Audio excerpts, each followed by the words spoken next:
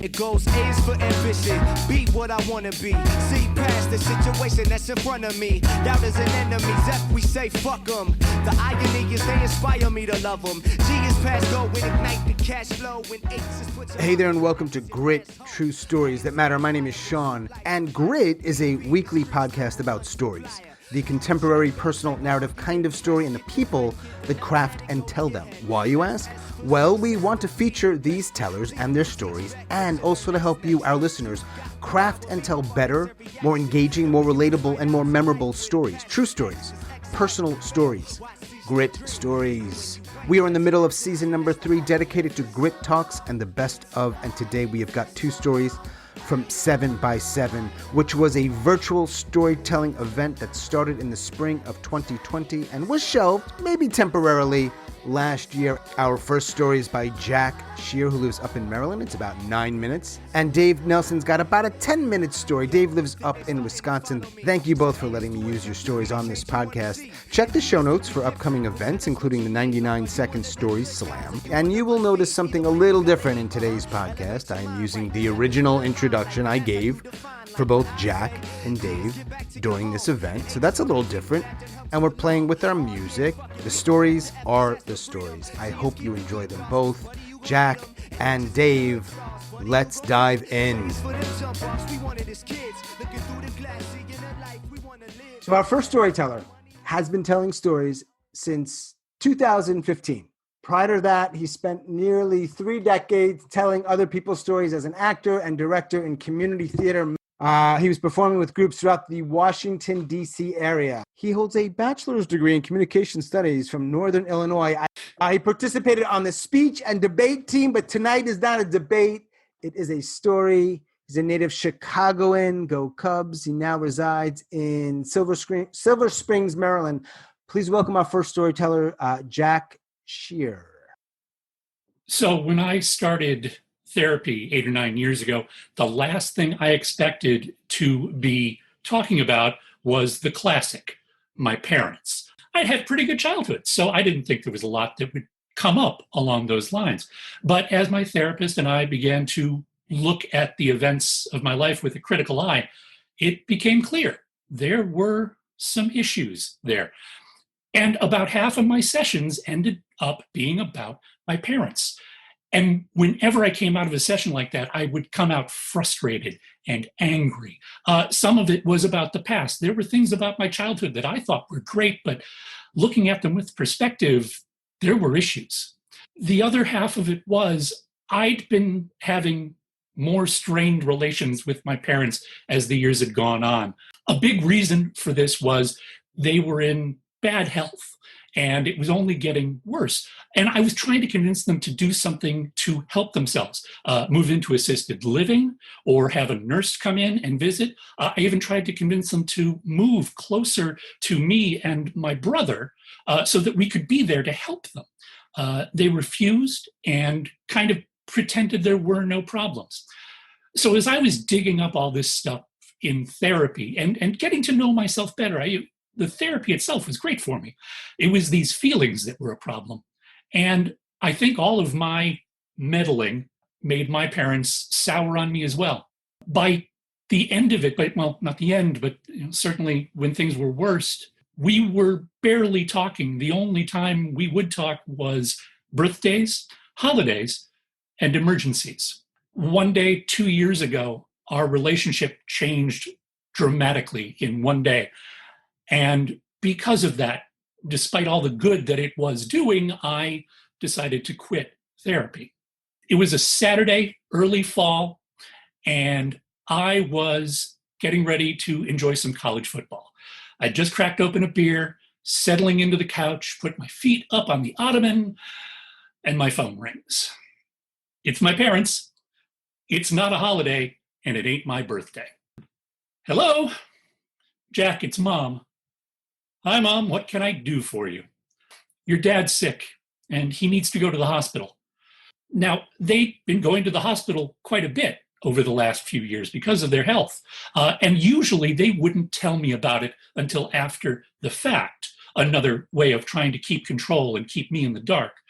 One time, I didn't find out about it until months later, and then only because they put it in the Christmas letter. So the fact that Mom was calling now meant something was really bad. All right, Mom, tell me what's happening. What's happening right now? Well, your father fell, and I tried to help him up, but I couldn't, and I ran and got a neighbor. He couldn't help either, so I called an ambulance, and they're going to take him to the hospital now. Well, how is he? Is he conscious? How bad is it? Oh, honey, this is all so hard. Listen, I'm just going to hand you to the police officer. Oh, shit. If there's a police officer there, that means something's horribly wrong. He comes on, and he suggests that I get in the car and get down there immediately because my mother is going to need me. He hands the phone back. All right, Mom, listen, it's going to take me an hour to get to you. I'm going to call Stacy and see if she can drive you to the hospital. I don't want you driving right now. Okay? Yeah, that's fine. I'll see you at the hospital. Stacy is not only my best friend, but she is a family friend. She loves my parents. I call, and she's more than willing to get Mom and take her to the hospital. I hop in the car, and I immediately blare the music because I can't think about what might be happening down there. I can't afford for my imagination to run away with me. So I just concentrate on the music and focus on my only job right now, which is getting to the hospital. And as I pull off the road, off the beltway, I realize I don't know which hospital I'm going to. My father has been to a couple of different ones over the years. At the next red light, I text Stacy, and a minute later, she's calling. Stace, where am I headed? Jack, I'm so sorry. I have to do this. Your father died. Okay. Are you in Clinton or La Plata? Clinton. Okay, I'll be there in 10 minutes. I pull into the parking lot. Stacy meets me, gives me a hug, takes me into the waiting room of the emergency department where Mom is sitting. I lean down and I hug her. We don't really say anything. It's clear we're all in shock. And after about 30 minutes, I go to the nurse's station and I say, can we see him? About 15 minutes later, someone comes back and says, we needed to clean him up. You can come this way. And as we're walking to the room, Stacy and Mom and I discuss, and we decide we're each going to go in alone, one at a time. Mom goes in first, spends 3 or 4 minutes. She comes back out. It's my turn.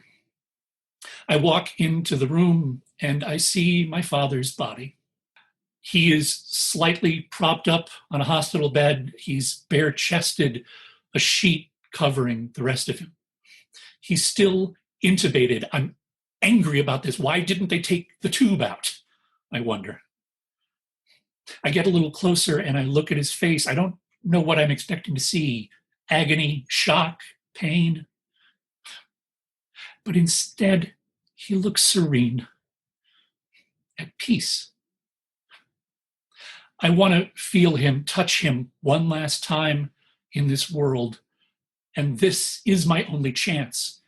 Years ago, Dad had decided to donate his body to medical science.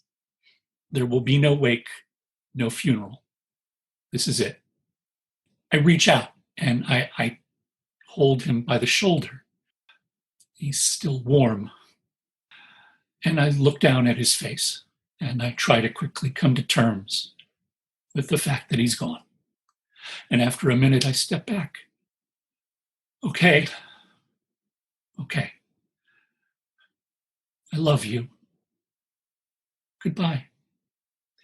2 days later, I went into my therapist's office for the last time.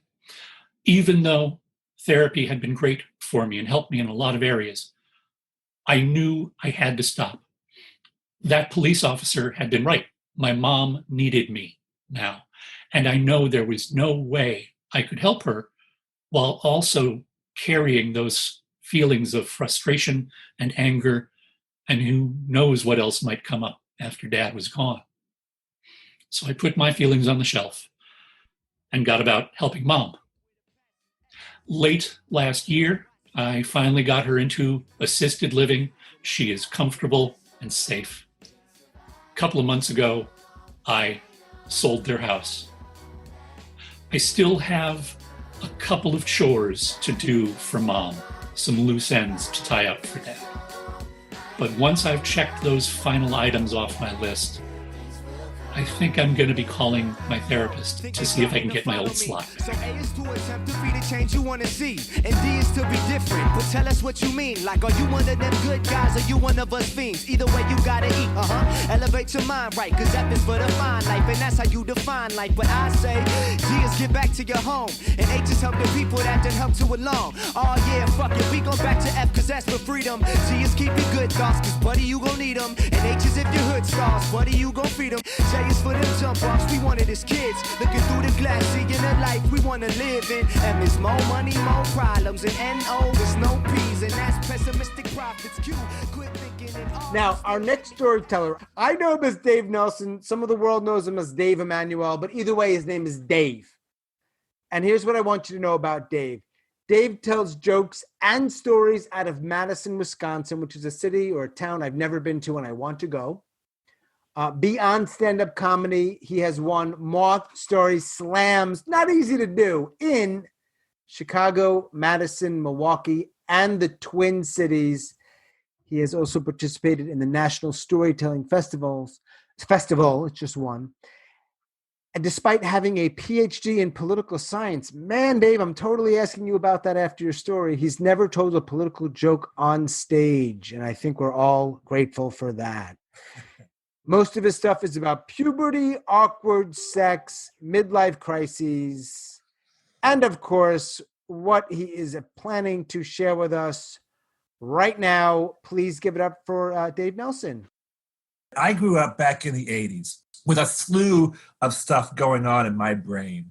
I had depression, I had anxiety, obsessive compulsive disorder, I had dyslexia, I had ADHD before they diagnosed it. But the thing I was scared of most, what bothered me the most, was not any of these disorders, not any of these problems that I ran away around town with. It was that somebody would know I was different, right? I grew up in Fresno, California, a desert kind of town that's been irrigated, tough kids running around in the 70s and then into the 80s. And back then, we didn't have regular folks who had mental health needs. We had regular people, and we had crazy people. We had people on the street who talked to themselves. We had institutions. We had hospitals. I could be weird, but my gosh, I didn't want people to know everything that was going on in my head. So I hid everything, right? Or I tried to. I said that I had obsessive compulsive disorder. One of the things that happened to me was if I went upstairs, for every 3 stairs I went up, I had to take a step back down, had to, or bad things could happen. We're talking, this is the 80s, right? So we're talking about nuclear confrontation, all on my shoulders, all resting on my shoulders. And I didn't want anybody to know that I was crazy, but also what was going on, the stress. I hid my anxieties really well. I remember I had a social life. I did sleepovers, and I trained my dog because I was scared of going out TPing on the streets with all the other. We'd go out and we'd throw toilet paper and eggs on people's cars and houses because that's what you did. But I was scared of the night, like trembling scared. So I trained my dog that if I gave her the signal, snap my fingers like that, she would start barking like crazy. So when we got to the door and we were ready to go out, I'd kind of do this on the side. The dog would freak out, go a little bit nuts for me. We'd all run back into our sleeping bags, and I would avoid the TPing. I had strategies everywhere, and I made it. People knew I was a weird kid, but I wasn't one of them. I wasn't an other, and that's what I didn't want to be. I didn't want to be an other. Now, fast forward into the 90s, even with all that, I graduate college, I go off to Washington, D.C., and I'm working on my passion. I end up a mental health advocate, working there on mental health budgets and mental health parity. I'm working for the things that I think are important. And, by now, Prozac has come out, right? So mental health is a little bit different. We're all talking about our mental health needs. We're all going to therapy. We're all taking our pills and we felt a little bit cool because we could talk about our mental health needs. But there was still an other. There was still a them. There were people like me. We had jobs. We had families.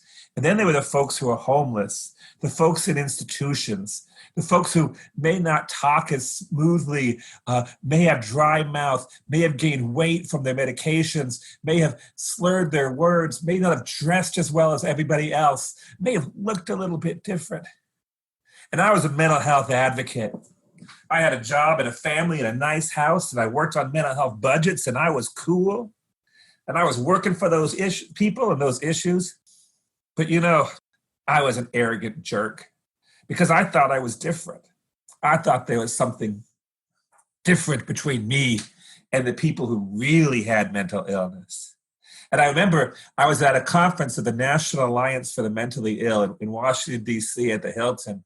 And I don't know if anybody here has gone to a NAMI meeting, but it's kind of like high school at a conference. There are distinct groups of people.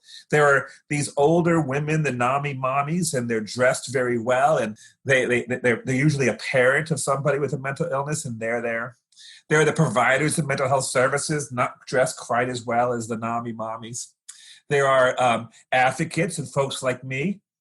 If you looked on the side, you would see the drug reps in their nicer suits and their better smiles. And then you'd have the people in NAMI really focus on people what they called serious and persistent mental illness, right? And they had a certain number of diagnoses that were for them. And they were there and they were learning and they were part of it. And I was an advocate and a nice guy. And I talked about my mental health needs. And I moved pretty smoothly through this group. I could go from click to click to click at the NAMI conference and feel good about myself. And I could feel like I was doing a good job and I wasn't a them, right? Yeah, I'd stayed up late, panicked, found myself in the fetal position in my closet. I had contemplated suicide several times, and I drank ungodly amounts of alcohol to survive. But I wasn't crazy. I wasn't a them. I was doing just fine. Now, I had a moment where I had to address these issues on the spot. And it begins innocent enough, about 2 a.m. I'm in my hotel room and I get up to go to the bathroom. This is the Hilton. It's 2 a.m. I go into the bathroom, I shut the door behind me, and I open my eyes. And I'm not in the bathroom. I'm in the hallway. I've just locked myself out. And I'm in my boxer shorts, which are all I've slept in. My wallet, my keys, everything, my phone, not the fancy one, but the flip phone is back there in the room. And I'm standing in my underwear. Thank God I was in my underwear at a hotel room at a NAMI conference. Now, this hotel room was built like in a rectangle where all the rooms faced around, but that you could go in a complete squared loop. And I guess they had janitorial things and the elevators in the middle. And I don't know what to do. So I go around. I'm looking around. I can't figure out how to get back in my room. And I'm just about to go and just do it. Get in the elevator, go down to the lobby, and tell people, yep, messed up. The elevator rings, and a couple of times people come up because it's DC. You want to have fun. I run around the outskirts of the hotel. Like if they're coming around one corner, I'm going around the next corner until they get to their room, and I'm just in my underwear hiding from them. And as I do that, I hear a voice, and this person says, "Are you okay?" I'm standing in my underwear, and I look over, and there's 3 people, and they're looking at me, and I recognize them from the conference. They're what we call mental health consumers. Some folks say I have mental health needs, but at least in the 90s, what we said was consumers. And they say, "Is everything okay with you? Do you need any help, buddy?" And I look at them, I say, I lock myself out. And they're real careful with me, right? Like they've seen people in the bad place before. And far as they know, this guy running around a hotel room in his underwear at a conference for that supports people with mental illnesses, I'm having a bad time. But they come over to me, and one goes to their room and gets me like a blanket to put over myself, and the other one goes downstairs to get somebody to come up to my room and let me in. And they talk to me in a real calm, cool voice, making sure I'm okay. Did I bring my meds with me? Do you have anybody I need me to call? Like, they know this, and they know the routine, and they've been taking care of each other. Maybe each one of them had a similar problem and take care of it. Maybe they found each other on the streets. Maybe they've recognized people in institutions and they've been there for each other, and they know exactly how to act. And at that moment, that epiphany of what an asshole I am, even though I was doing the right things behaviorally in my head, thinking of myself as different, at that moment, they weren't a them. They were an us, and they wanted to help me. I've not been perfect since then. There have been moments of pride and vanity, moments when I still went on to think about suicide or find myself in a fetal position in my closet and then put on my suit and tie the next day and acted like I had my shit together. But deep down, I know that's not the case. Deep down, I know that I'm part of a community. In that funny moment in a hotel room, that community was there for me. And I've got to get over my own bullshit and be there for them and be a part of an us, not a them. M is more money, more problems, and N-O is no P's, and that's pessimistic profits. Q, quit thinking, and are you still with me? And S is stress less, and T is to infinity. U is that it's all about you. As always, thanks so much for listening and all of your support, and special thanks to Jack and Dave. Thank you, gentlemen, for your stories. Check the show notes for upcoming events, including the 99-second story slam. We're in season number 6. It should be a lot of fun, whether you want to tell a story or watch and vote or both. And of course, please keep in mind, you, our listeners, are welcome to join us, The Swap Shop, which is part of Grit, every Friday at 3 p.m. Eastern if you would like to get feedback on your personal narrative stories. And a quick favor, let folks know about this podcast. If you like it, share it on social media. And if you listen on Apple, rating and reviewing helps people find it. And we want more people to find it. So thank you for that. And that is all for episode number 81. Boom.